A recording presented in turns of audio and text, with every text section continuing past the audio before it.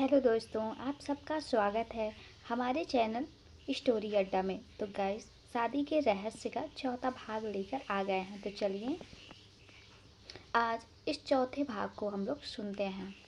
आरोही ने उछलते हुए कहा, yes mummy, that's will be so cool. Triple धमाका। आरव ने मुस्कुरा के कहा, पार्टी की जिम्मेदारी मेरी। मैं डेकोर प्लान करूँगा और भाई को भी फॉर्मल सूट में देखना है। विवान ने पहली बार आज थोड़ी सी मुस्कान दी। तुम लोग जो ठीक समझो। अब आगे। आभा ने चुपचाप देखा, बस इतना सा मुस्कुराना जैसे उसकी दुनिया हिल गई हो। एक अधूरी सी धड़कन ने ठहर कर एक गीत गाया। फिर सब हंसी, प्लानिंग, मेन्यू डिस्कस करने में लग गए। रात थोड़ी गहरी हुई, हवा खिड़की से आती रही और आभा की नज़रों से विवान की छवि नहीं गई। तभी वहाँ गायत्री जी आती हैं और वो मुस्कुराते हुए सबको देखा और फिर स्नेह से बोल पड़ी, अब बहुत बातें हो गई हैं, रात भी बहुत हो चुकी है। सब लोग अपने अपने कमरे में जाके आराम करो, सुबह सबको जल्दी उठना है। आरोही ने जम्हाई लेते हुए प्यारी सी मुस्कान के साथ कहा, बाबा मैं तो बहुत थक गई हूँ, सुबह मेरी यूपीएससी की क्लास है, मैं तो अब चली सोने।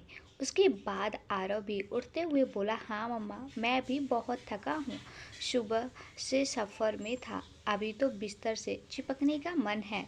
गायत्री हंसते हुए उसकी पीठ थपथपाती हैं, जा बेटा आराम कर, अच्छा सो। आरोही और आरव अपने अपने कमरे की ओर बढ़ जाते हैं।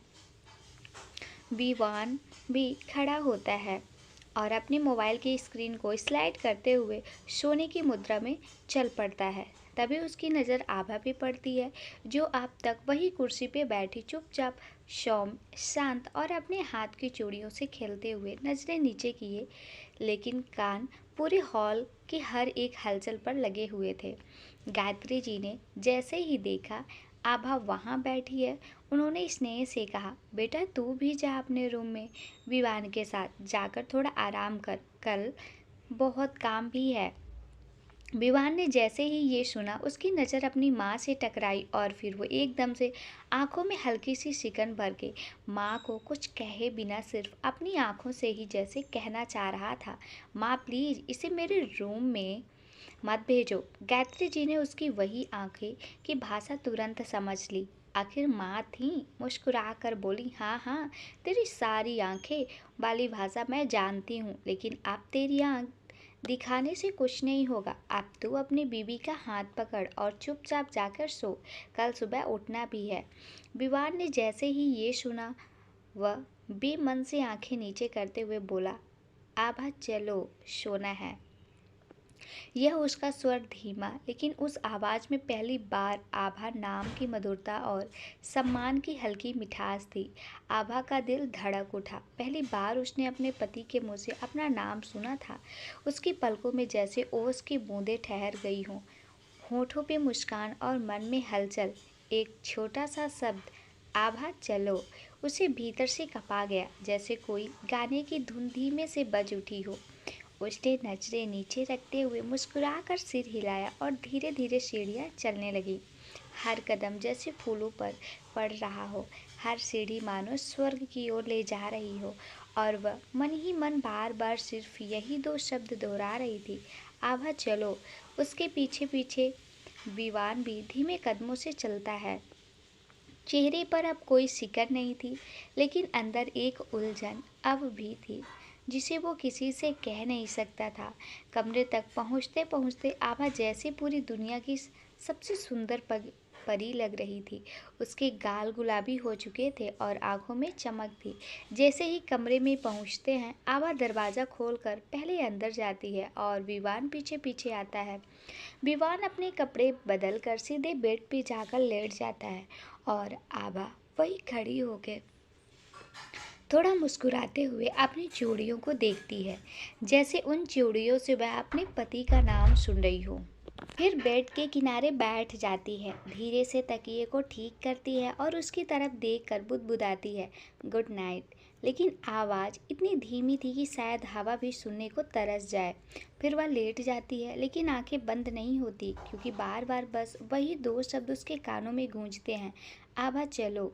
विवान करवट बदलकर दूसरी ओर मुड़ चुका था, लेकिन उसकी पीठ से भी यह महसूस हो रहा था कि उसकी सांसें तेज है, कुछ कहने को, जैसे अब भी बहुत कुछ बाकी हो। आभा की आंखों से दो बूंद चुपचाप तकिए से गिरती हैं, लेकिन यह आंसू गम के नहीं थे। ये तो एक नन्ही जीत की, एक रिश्ते की पहली सीढ़ी चढ़ने की खुशी थी।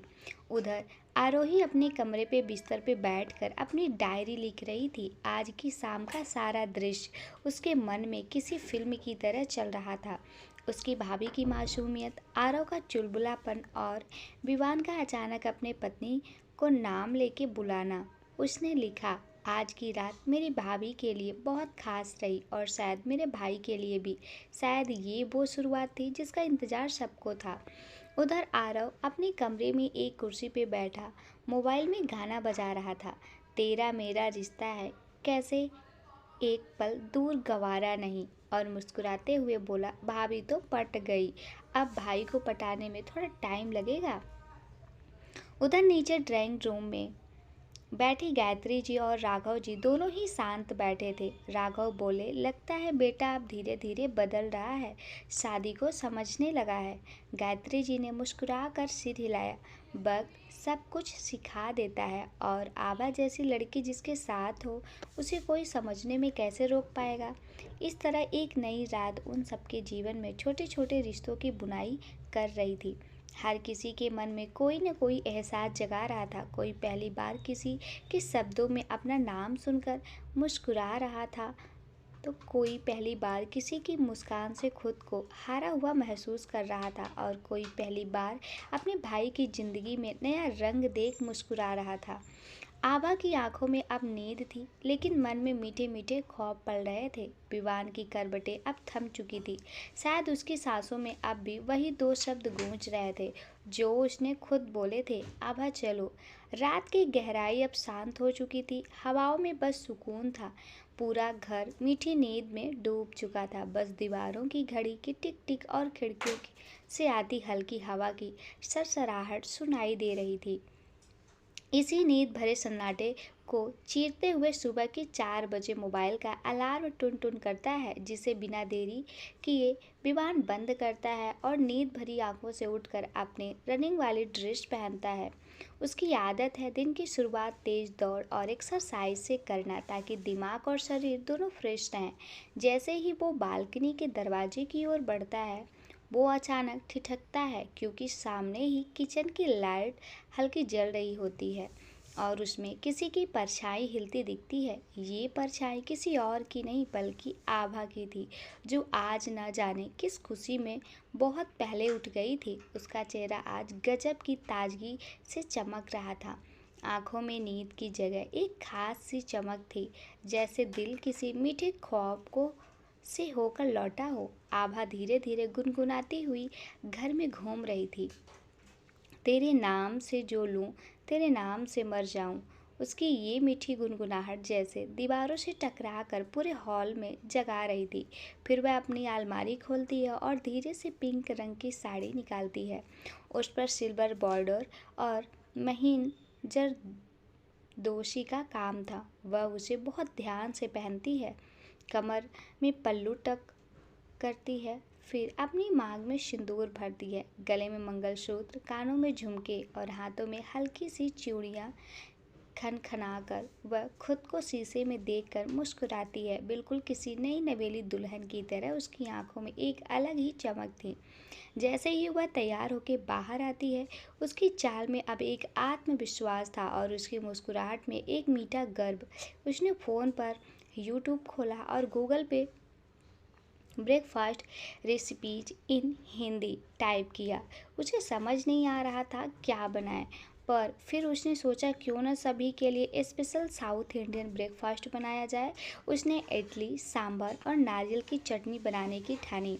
फिर रेसिपी देखकर बारी बारी से सारी चीज़ें निकालने लगी। चावल और उड़द दाल के घोल को मिक्स करके इडली के साँचे में ढाला और प्रेशर कुकर में रखा। सांभर के लिए सब्जियां काटी, लौकी, गाजर, भिंडी, प्याज, टमाटर और इमली का पेस्ट, सब कुछ जैसे जैसे वीडियो में दिखाया गया था वैसे करती रही। एक बार उसके हाथ में सरसों का तड़का थोड़ा जल गया तो घबरा कर उसने चूल्हा बंद कर दिया। फिर गहरी सांस ली और खुद को संभालते हुए दोबारा शुरू किया। नारियल की चटनी बनाते वक्त ग्राइंडर में पानी कुछ ज़्यादा चला गया तो वो पतली हो गई, लेकिन उसने उसमें भुने हुए चने डालकर उसे थोड़ा गाढ़ा किया और थोड़ा सा नमक नींबू मिलाकर उसका स्वाद भी सुधार लिया। सब कुछ बनाकर जैसे ही उसने गैस बंद की, उसे अपनी मेहनत पे खुद ही गर्व हो रहा था। उधर विवान रनिंग से वापस आया। उसका टी शर्ट पूरी तरह पसीने से भीग चुकी थी, मसल्स तने हुए और सांसें तेज, लेकिन चेहरे पर वही ठंडी सी शांति। राघव जी भी टॉप फ्लोर पर अपने जिम से नीचे आ रहे थे। उन्होंने अपनी फिटनेस उम्र के साथ कभी कम नहीं होने दी थी। गायत्री जी पूजा घर से आती हैं, माथे पे तिलक और हाथ में आरती की थाली। आरोही भी अपनी ऑनलाइन यूपीएससी क्लास खत्म करके बालों को टॉवल से झटकती हुई अपने कमरे से बाहर आती है। उसके साथ ही घर का सबसे छोटा और शरारती सदस्य आरव भी हीरो की तरह रेडी होकर बाहर आता है। अब पूरा परिवार डाइनिंग एरिया की तरफ बढ़ता है। सबकी नज़रें टेबल पर ठिठक जाती हैं। टेबल पर सुंदर सी क्रॉकरी में गर्मा गर्म इडली, सांभर और चटनी सजी हुई थी। साथ ही प्याले में इलायची की खुशबू वाली चाय भी रखी थी और बीचों बीच खड़ी थी आभा, गुलाबी साड़ी में जैसे कोई देवी हो।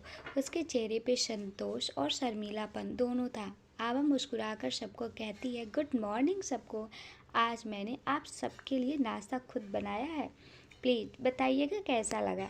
सभी लोग पहले तो चौंकते हैं, फिर हंसकर प्यार से आशीर्वाद देते हैं। गायत्री जी कहती हैं, ओ हो बेटा, तूने तो सारा घर खुशबू से भर दिया। आओ सब लोग बैठो, आज हमारी बहू का बना खाना टेस्ट करते हैं। राघव जी मुस्कुराकर कहते हैं, बिल्कुल, आज तो लगता है ऑफिस में देर से जाना पड़ेगा। इतना अच्छा ब्रेकफास्ट देखकर कौन जाएगा। आरोही भी कहती है, भाभी आपको पता नहीं, मैं तो अब रोज़ आपसे ही खाने की डिमांड करूँगी। आरो तो एक प्लेट अपने हाथ में लेकर कहता है, वाह भाभी, क्या खुशबू है, मुंह में पानी आ गया। और तभी सीढ़ियों से विमान धीरे धीरे नीचे आता है। बाल हल्के गीले, टी शर्ट चेंज करके अब ग्रे कलर की टैंक पैंट और कैजुअल टी में। जैसे ही उसकी नज़र आभा पे पड़ती है, वो ठिठक जाता है। आभा की तरफ कुछ सेकंड के लिए चुपचाप देखता है। उसके खुले बाल, पिंक साड़ी की झलक, आंखों में काजल, कानों में झुमके, गले का मंगलसूत्र और हाथों की हल्की सी चूड़ियों की छनछनाहट। विवान की आंखों में कुछ रुक सा जाता है, फिर वो हल्का सा गला खांस कर अपनी नज़रें फेरता है और डाइनिंग टेबल पे जाकर चुपचाप बैठ जाता है। सब लोग अपने अपने प्लेट में खाना लेते हैं और तारीफ़ों की दौड़ चलता है। वाह बेटा आभा, इडली तो इतनी सॉफ्ट बनी है जैसे बर्फ़ हो, गायत्री जी कहती है, और सांभर में जो खट्टा मीठा बैलेंस है, क्या बात है। राघव जी बोलते हैं, भाभी आपने तो सच में होटल जैसा बना दिया। आरोही खुश होकर कहती है। सब हंसते हैं, तारीफ करते हैं। आभा का चेहरा खुशी से दमकता है, मगर उसकी नज़र बार बार विवान की ओर जाती है, जो चुपचाप खा रहा है। ना एक तारीफ, ना कोई प्रतिक्रिया। उसे बस इतना चाहिए था कि विवान एक बार देख कर कह दे, अच्छा बनाया है। पर विवान विवान ही था। उसे कभी लड़कियों में दिलचस्पी नहीं रही थी। वो तो बस सबके लिए एक जिम्मेदार बेटा था, एक कड़क परफेक्शनिस्ट। और आज भी वह अपने उस भाव शून्य कवच को नहीं तोड़ता। आभा थोड़ा सा मायूस होती है और फिर सबकी तारीफें उसे फिर से मुस्कुराने पर मजबूर कर देती हैं। नाश्ता खत्म होता है, सभी लोग अपने अपने काम पे निकलने लगते हैं। राघव जी ऑफिस के लिए, आरोही अपनी किताबों के साथ फिर से क्लास की तैयारी में, आरव और गायत्री जी मार्केट गए और विवान वो थोड़ा सा हॉल में बैठता है, जैसे कुछ सोच रहा हो। फिर अपनी चाय खत्म करता है और बिना कुछ बोले धीरे से सीढ़ियों की ओर बढ़ता है। पीछे खड़ी आभा उसे जाते हुए देखती है, हल्के से मुस्कुरा देती है। उसके होंठ बुदबुदाते हैं। कोई बात नहीं, एक दिन तुम खुद कहोगे बहुत अच्छा बनाया आभा। और फिर वो अपने हाथ में बची हुई चूड़ियों की छनछनाहट में उस उम्मीद को समेट लेती है जैसे उसके लिए इतना काफ़ी था कि आज सबने उसे अपनाया और उसके पति ने पहली बार उसे उस नज़र से देखा। यह सुबह आभा के जीवन की सबसे मीठी और सुंदर सुबहों में से एक बन गई थी, जिसमें खुशबू थी, खाने की मिठास और तारीफों की, और एक उम्मीद थी विवान की चुप्पी कभी न कभी टूटेगी। इस बीच विवान, जो बिल्कुल चुपचाप अपने कमरे की ओर गया था, अब दरवाज़ा बंद करते ही कुछ देर बस यूं ही चुपचाप खड़ा रहा। उसने खिड़की से बाहर देखा। हल्की धूप अब छत की मुंडोरों पर पड़ने लगी थी, लेकिन उसके चेहरे पर आज कुछ अलग था। आभा की पिंक साड़ी, वो खिलखिलाहट और वो ब्रेकफास्ट रेडी है कहने का अंदाज जैसे उसके दिमाग में कहीं अटका हुआ था। फिर उसने सिर झटकते हुए खुद को काम में लगाने की कोशिश की। वो अलमारी की ओर गया और अपनी ट्रॉली बैग निकालने लगा। अंदर से 2-3 शर्ट, कुछ लोअर्स और मेडिकल डॉक्यूमेंट्स संभालते हुए वह खुद को याद दिला रहा था, आज रात फ्लाइट है गुजरात की, कल से हॉस्पिटल का पहला दिन, फर्स्ट ड्यूटी। लेकिन वो जानता था कि ज़्यादा दिन की बात नहीं थी।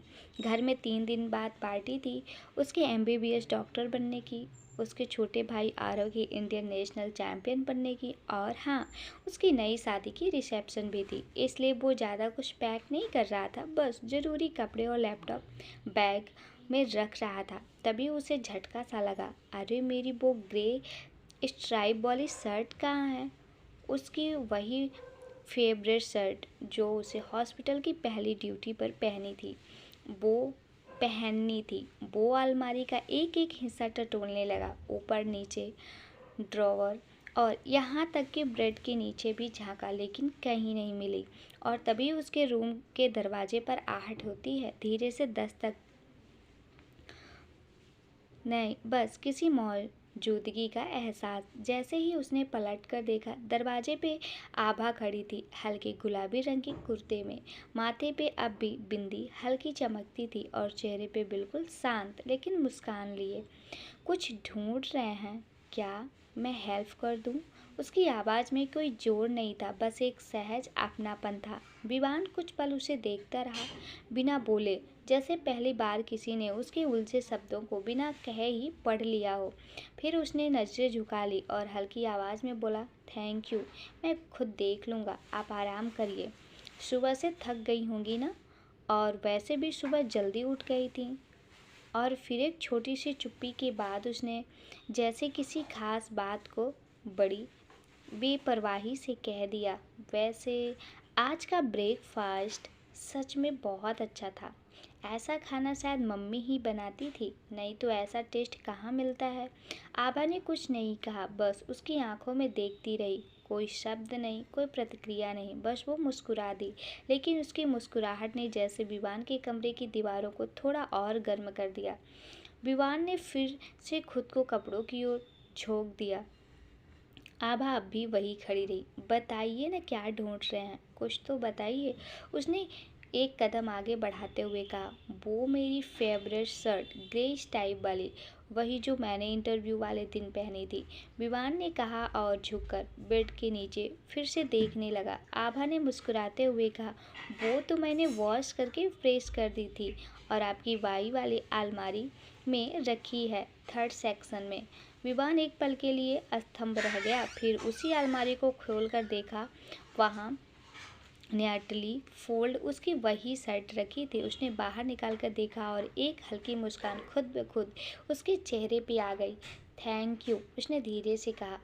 कुछ नहीं, अभी से आप डॉक्टर साहब हो गए हो ना, तो छोटी छोटी बातें तो अब मुझे ही याद रखनी होगी।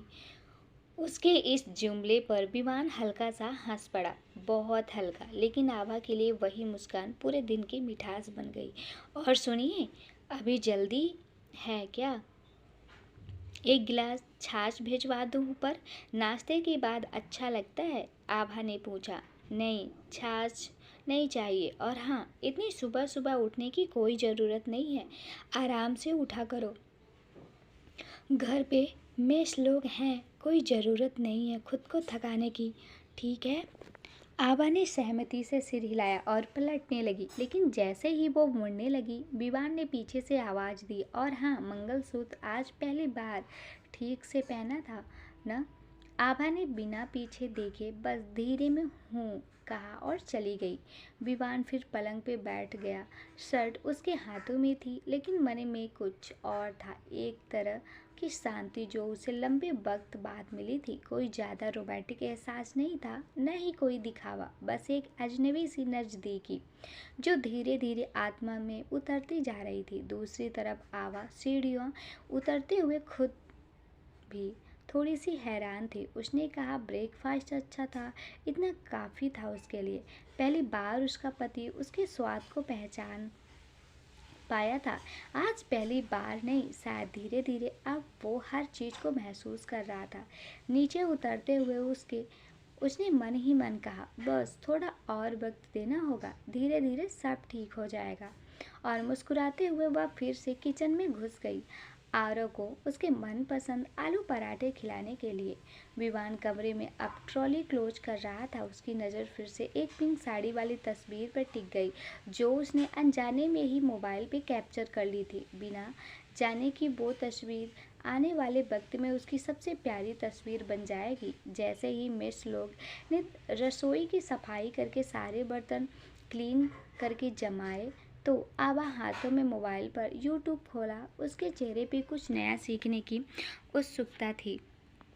बालों की दो लटें उसके गालों से चिपकी हुई थी और आंखों में परी ईमानदारी से कुछ परफेक्ट बनाने की का जुनून था। वीडियो पर एक सैफ आलू के पराठे की रेसिपी समझा रहा था। लो भाई, अब मसाले मिलाओ, धनिया पाउडर, आमचूर, थोड़ा हरा धनिया और हरी मिर्च। याद रखो, मसाला जितना बैलेंस होगा, स्वाद उतना ही शानदार आएगा। आवा मुस्कुरा के हल्का सिर हिलाते हुए बोल पड़ी, हाँ हाँ बिल्कुल। और झटपट सारे मसाले अपने स्टील के मसालदानी में निकाल कर बाउल में डालने लगी। एक तरफ उबले आलू रखे थे, जिन्हें उसने हाथ से मैश किया था, बिल्कुल घर के तरीके से, जैसे बचपन में मम्मी बनाती थी। आटे की लोइयाँ भी तैयार थी और बस गैस पे तवा चढ़ा चुका था। जैसे ही उसने पहला पराठा बेलकर तवे पे डाला और ऊपर से मक्खन की एक मोटी सी टिक्की रख दी, रसोई में एक अलग सी खुशबू भर गई। उस खुशबू में घर की मिट्टी, ममता और मेहनत का मेल था। आभा की मुस्कान भी उसी गंध में महक रही थी। वो सोच भी नहीं रही थी कि कौन खाएगा, बस ये यकीन था जो भी खाएगा कहेगा, वाह क्या स्वाद है। तभी दरवाजे की घंटी बजी। मैं देखती हूँ, कहती हुई वो हाथ पोंछते हुए बाहर निकलती है। जैसे ही दरवाज़ा खोला, सामने आरव और गायत्री जी हाथों में बैग्स लेकर खड़े थे। गायत्री जी के माथे पे पसीना था और आरव के हाथों में एक लंबी लिस्ट। आभा भागकर उनके पास गई और दोनों के हाथों से बैग ले लिए। अरे मम्मा, इतनी सारी चीज़ें, आप तो लिस्ट लेकर गई थी, लगा बस हल्का फुल्का सामान लाएंगी। गायत्री जी हंसते हुए बोली, अरे बिटिया, तुम क्या जानो इस पार्टी के झंझट। जिस दिन बहू के हाथों की पहली पार्टी होगी, वो दिन तो खास होना ही चाहिए। सोचो, सारा सामान आज ही ले आए ताकि कल से डेकोरेशन शुरू किया जा सके। आरव ने आगे बढ़कर आभा को छेड़ते हुए कहा, और हाँ, तुमने जो वादा किया था कि आलू की टेस्टी पराठे बनाकर खिलाओगी, उसकी खुशबू तो गिर तक आ रही थी। चलो अब सीधे डाइनिंग टेबल की तरफ, हमें भूख से मरे जा रहे हैं। आभा ने मुस्कुराकर सिर झुका लिया और तुरंत पलटकर दौड़ी। अरे जी, आपकी टेस्टी पराठा रेडी है। आरव कमरे से निकलकर बाहर आई और बोली, इतना प्यार से पुकारा तो पराठा खा ही लेती हूँ। सब डाइनिंग टेबल पे बैठ जाते हैं। आभा ने गर्मा गर्म पराठे प्लेट में रखे, ऊपर से सफ़ेद मक्खन का टुकड़ा रखा और सबके आगे रख दिए। आरव ने पहला टुकड़ा मुंह में लिया और आंखें बंद कर ली। उफ भाई, ये तो मतलब दिल्ली के मशहूर पराठे वाली गली भी फैल। गायत्री जी मुस्कुराकर आभा के सिर पे हाथ फेरती हैं। तू ना सच में लक्ष्मी है इस घर की, हर दिन कुछ नया, कुछ स्वादिष्ट। तीनों हंसते हुए खाना खा रहे थे और वही टेबल पर अब पार्टी प्लानिंग का सेंटर बन गया था। आरव ने डायरी निकालकर बोला, तो अब सुनिए, हमारे पास 3 दिन है और इस कोलकाता पार्टी को यादगार बनाना है। सबसे पहले एंट्रेंस गेट, वहाँ लाइटिंग के साथ फैमिली की डिजिटल फोटो वॉल होनी चाहिए जिसमें हर मेहमान आते ही क्लिक करवाए। आभा उत्साहित होकर बोली, हाँ, और उसके बगल में एक हैंडमेड वेलकम बोर्ड बनाऊंगी मैं, जिसमें घर के नाम, तारीख और पार्टी की थीम लिखा होगा। गायत्री जी ने भी जोड़ा, थीम तो बहुत ज़रूरी है। मैंने सोचा है कल्स ऑफ कलकत्ता, हर टेबल पर बंगाली कलाकृत मछली की मिट्टी की आकृति और छोटी सी खादी की झलक होनी चाहिए। आभा नोट करती जा रही थी, साथ साथ डायरेक्शन भी देती जा रही थी। फ्लोरिंग पर पिंक एंड वाइट थीम के कॉर्पोरेट्स होंगे। डेकोरेशन मटेरियल में ज़्यादा प्लास्टिक नहीं, हैंड क्राफ्टेड चीज़ें यूज करें और पार्टी में जो फूड स्टाइल होंगे उसमें माँ के हाथों की बनी हुई चीज़ ज़रूर रखेंगे, जैसे आलू टिक्की, रस मलाई और सबसे स्पेशल मम्मा के हाथ का आम पन्ना। आरव हंस पड़ा, और तुम अपने पराठे का स्टॉल भी लगा देना, नाम रखेंगे भाभी के हाथ का जादू। आभा शर्मा गई लेकिन फिर गंभीर होकर बोली, देखो बाकी सब भले ही बिजी हैं लेकिन हम 3 ही हैं, तो सब कुछ प्लानिंग के साथ करना होगा। आज शाम को पार्टी का इनविटेशन कार्ड डिजाइन हो जाएगा, कल से डेकोरेशन का बेस स्टार्ट करेंगे और लास्ट डे हम फिनिशिंग देंगे। आरव ने मोबाइल उठाया और कुछ डिजाइनर दिखाए, ये देखो कार्ड वाले टेम्पलेट्स, इनमें से एक चुन लो। आभा ने एक को चुना जिसमें बैकग्राउंड में हल्का गुलाबी कमल था और ऊपर सुनहरे अक्षरों से लिखा था, the Khurana family invitation you. Gayatri ji ने एक गहरी सांस ली और कहा, हर घर को सजने में समय लगता है, लेकिन उस घर में अगर बहू दिल से मेहनत करे तो वो महल बन जाता है। आभा मुस्कुराई और उनकी गोद में सिर रख दिया। उस शाम वो तीनों पूरे लॉन में घूमे, जगह जगह डेकोरेशन की प्लानिंग की, दीवार पे कौन सी फोटो कहाँ लगेगी, साउंड सिस्टम कहाँ होगा, डीजे स्टेज के पास कौन सा काउंटर, सब कुछ डिटेल्स में डिस्कस हुआ। शाम होते होते आरव ने गाड़ी मंगवाई और डेकोरेशन का पहला सेट सामान मंगवाया। रंग बिरंगे झालरें, hanging lamps, transparent candle, globes और हाथों से बने टेबल सेंटर पीस। उधर आभा ने किचन की लिस्ट बनवाना शुरू कर दिया, कौन सा स्टॉल कहाँ होगा, कौन कौन सी रेसिपी उसे खुद बनानी है और किस स्टाफ को क्या ड्यूटी देनी है। उस रात आभा के कमरे में लाइट्स देर तक जलती रही। लैपटॉप पर वो पार्टी के डेकोरेशन डिजाइन बना रही थी। आंखों में नींद कम पर ख्वाब बहुत थे, एक नई शुरुआत का, अपनी पहचान की और उस घर को खूबसूरत बनाने की जो अब उसका अपना था।